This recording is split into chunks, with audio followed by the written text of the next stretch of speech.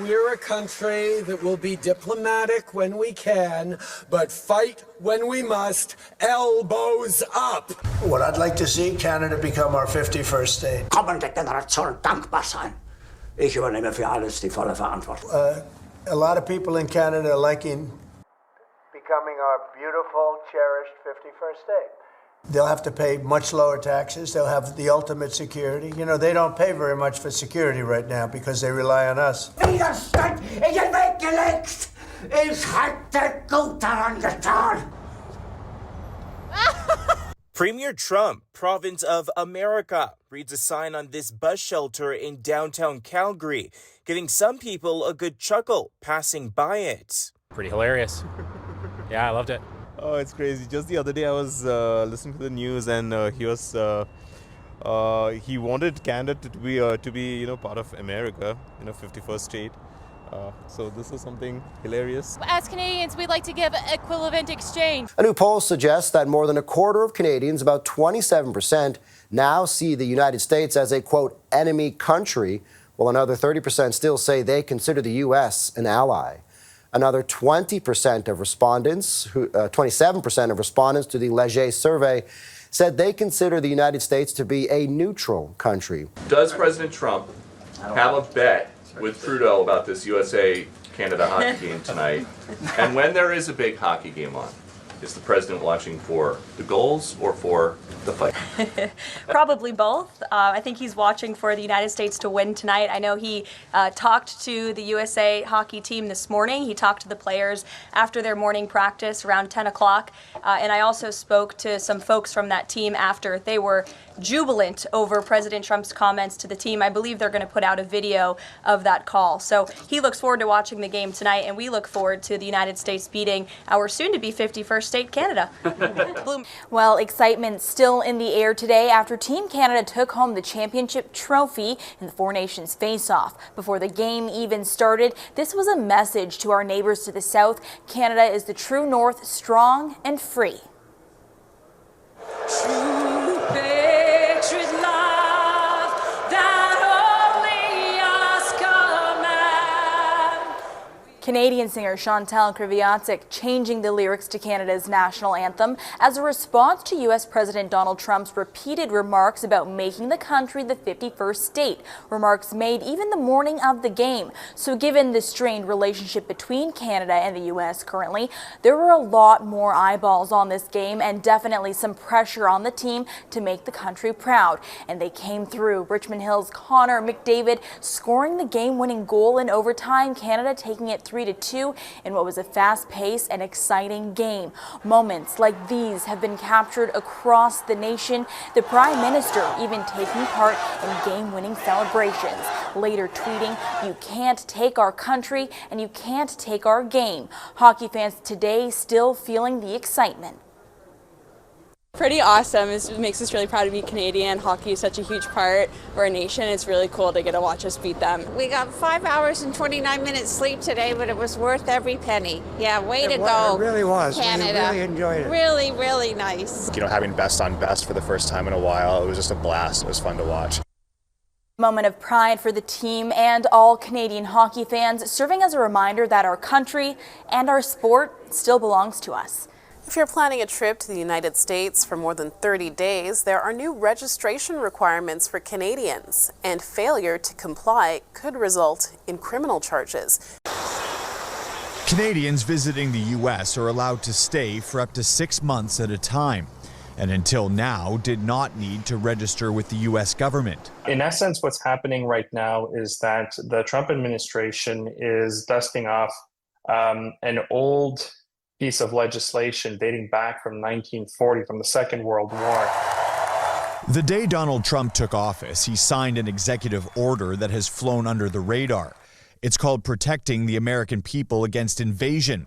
And the aim is to curb illegal immigration by requiring, quote, all aliens over 14 who remain in the U.S. for 30 days or longer to be registered and potentially fingerprinted. including Canadians. As the snow begins to melt and the days get longer, many Canadians wintering in the U.S. are making plans to come home. For Mike and Marianne Jeffries, it's going to be a one-way ticket after they say what seemed like joking banter about Canada becoming the 51st state has morphed into visceral tensions between neighbors.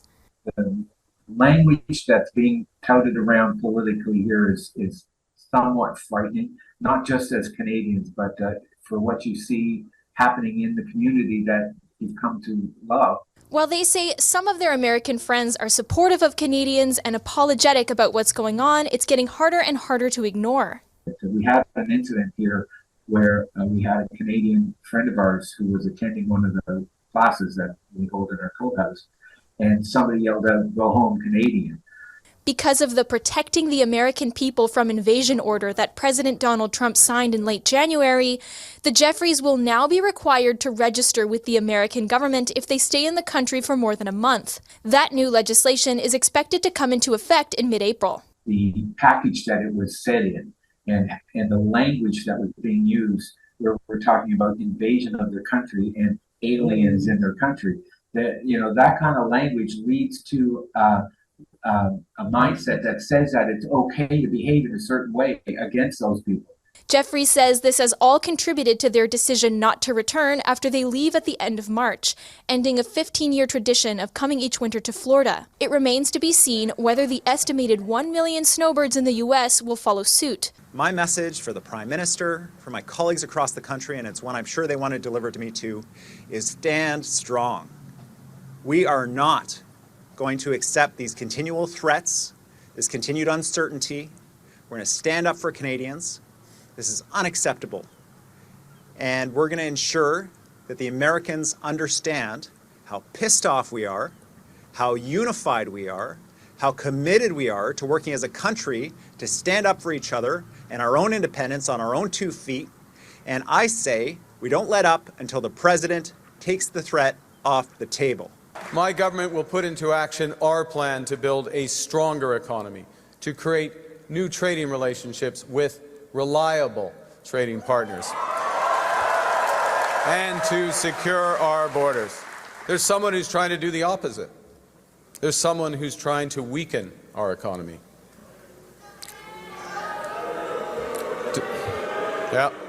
Donald Trump. And Donald Trump, as we know, has put, as the Prime Minister just said, unjustified tariffs on what we build, on what we sell, on how we make a living. He's attacking Canadian families, workers, and businesses, and we cannot let him succeed. And we won't. We won't. An anti-American attitude appears to be growing in parts of the province as well. This bridge in downtown Calgary, spray painted with an American flag crossed out with a message that says, "There's no enemy like a friend betrayed." South of Calgary in High River, a chunk of concrete was thrown through the front window of a home and cars damaged. Homeowner Garrett Farinelli is from the U.S. His wife says the family was targeted because of the American flag flying on their front lawn next to a Canadian flag. Well, it's a shame. Like, that thou shalt love thy neighbor. Like, I understand the tension and the drama, but we've been here for 4 years. Yes. Flew the flag for 2 years. Mm-hmm. And since everything's going on, we got beer cans, we have garbage. The RCMP now investigating the case as mischief. The Canadian government has rightly retaliated and is rightly retaliating with our own tariffs that will have maximum impact in the United States and minimum impact here in Canada. And my government will keep our tariffs on until the Americans show us respect. Well, Anna, first of all, thank you for having me on. I start every interview with saying we love Americans. I love Americans, spent 20 years of my life there. And I know Canadians love Americans and vice versa. In saying that, we will not back down. We will be relentless. I apologize to the American people that President Trump decided to have an unprovoked attack on our country, on families, on jobs, and it's unacceptable. Let's work together. Let's get to the table if he has issues, and let's sort this out. You see the market tumbling, consumer confidence is down, and if he continues on with this, assembly plants in Michigan will shut down, and around the country, whoever makes autos, and as well as businesses. They're going to hurt. And these pensions, when the market goes down, it's going to affect people's pensions. So I'm not too sure why he continues to attack his closest friends and allies. But we need the American people to speak up. We need those CEOs to actually get a backbone and stand in front of them and tell them this is going to be a disaster. It's mass chaos right now. That's what we need. The Americans want our resources, our water, our land, our country. Think about it. If they succeeded, they would destroy our way of life. In America, healthcare is a big business. In Canada, it is a right. With egg prices surging across the nation, some bodegas in New York taking drastic measures to lower the price of a breakfast staple, the bacon, egg, and cheese sandwich. Yeah, they say they're now making the sandwich with liquid eggs to avoid passing the sky-high prices of real eggs to customers. Eyewitness News reporter Pedro Rivera explains what liquid eggs are and how customers feel about the change. It's one of the most convenient and filling meals you can still find for less than $5. The Bodega Bacon, Egg, and Cheese. But with egg prices being what they are, times are changing. Expensive, man. I just bought a 18-pack for like $14.99. I actually paid for a dozen $15 the other day. America is not Canada. And Canada never, ever will be part of America in any way, shape, or form. Well, returning now to our top story, Donald Trump's tariffs have angered many here in the Capitol. Today, more than 100 protesters took to Sussex Drive in front of the U.S. Embassy, speaking out against the American administration. As anger towards Donald Trump reaches a boiling point in the nation's capital, few were voicing their displeasure louder than Mark Bogarts. I was worried, but now I'm just mad. And I'm going to be out for every protest I can get to and make sure that Trump doesn't cross our border. He drove 2 hours from Kingston to join a riled-up group of protesters in front of the U.S. Embassy in Ottawa on Tuesday, just 12 hours after Donald Trump imposed sweeping 25% tariffs on Canada and continues his calls to annex the country. It's beyond my wildest dreams. If my mother was still alive, she'd be freaking in her boots. She'd be here beside me. Many here still wrapping their heads around the deteriorating state of Canada-U.S. relations. If you had mentioned this to me like 6 months ago, I'd have probably told you were crazy. It takes a lot to rile Canadians up. And I think Canadians are riled up and they're speaking out, which they need to do. At the Ottawa airport, Elizabeth and James Knight are returning home from Florida. They planned the trip months ago and say now, as the trade dispute deepens, their travel plans are changing. We're not going back to the United States very soon. We were traveling with friends who in fact changed their travel plans so that they wouldn't stay there, and they flew right home to Toronto. As for what they heard from some Americans during their time south of the border, they were apologizing and very upset. So that was encouraging. Back in front of the U.S. Embassy, protesters say this will not be their last rally. We are in for a bit of a rough ride and bad weather, and I think we need to look out for one another. We didn't ask for this fight. We didn't ask for this fight. But Canadians are always ready when someone else drops the gloves. So the Americans, they should make no mistake, in trade as in hockey, Canada will win. Hey. Remember this guy in the old Molson's ad showing off rarely displayed Canadian pride? I can proudly sew my country's flag on my backpack. Well, he's back 25 years later with a spoof that seems even more timely. That artificially drawn line they keep talking about, not artificial, and it's not on a map. It's right here. Donald Trump's tariffs have set off a tsunami of Canadian patriotism. I appreciate it so much. Comedian Mike Myers on Saturday Night Live flexing his Canadian elbows up, a reminder of the original Mr. Elbows, Gordie Howe. Canadian pride surged in that recent hockey series. More flags went up on Flag Day. And a Burlington photographer posted images of an American bald eagle attacking a Canadian goose, and the goose holding its own. At the end of 20 minutes, the bald eagle just gave up and took off.